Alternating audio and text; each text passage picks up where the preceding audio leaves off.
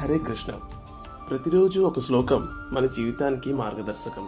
ఇవాళ మనం మధ్యాహ్నం 1లో 10వ శ్లోకం చదివి దాని మీనింగ్ ఏంటో తెలుసుకుందాం. అపర్యాప్తం తదస్మాకం బలం భీష్మాభిరక్షితం, పర్యాప్తం త్విదమేషం బలం భీమాభిరక్షితం. దుర్యోధనుడు ఇలా చెప్తున్నాడు, మా సైన్యం భీష్ముడు రక్షిస్తున్నాడు, అది అపారమైనది. కానీ పాండవుల సైన్యం భీముడు రక్షిస్తున్నాడు, అది పరిమితమైనది అని.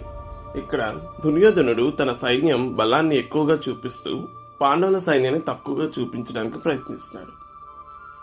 ఒక రియల్ టైం ఎగ్జాంపుల్ చూద్దాం. ఒక జట్టు కోచ్ మరియు సీనియర్ ప్లేయర్ రక్షణలో ఉంటే జట్టు బలంగా కనిపిస్తుంది. కానీ ప్రత్యర్థి జట్టులో అగ్రెసివ్ ప్లేయర్ ఉన్నప్పుడు వారు కూడా ఈక్వల్లీ డేంజరస్ అవుతారు. అదేవిధంగా దుర్యోధనుడు తన సైన్యం అన్లిమిటెడ్ అని చెప్పినా పాండవుల సైన్యం కూడా ఈక్వల్లీ స్ట్రాంగ్ అని మనం అర్థం చేసుకోవాలి. ఇలా ప్రతి శ్లోకం మనకు కొత్త పాఠాన్ని నేర్పిస్తుంది. నా ఛానల్ సబ్స్క్రైబ్ చేసి ఈ ప్రయాణంలో నాతో చేరండి. హరే కృష్ణ.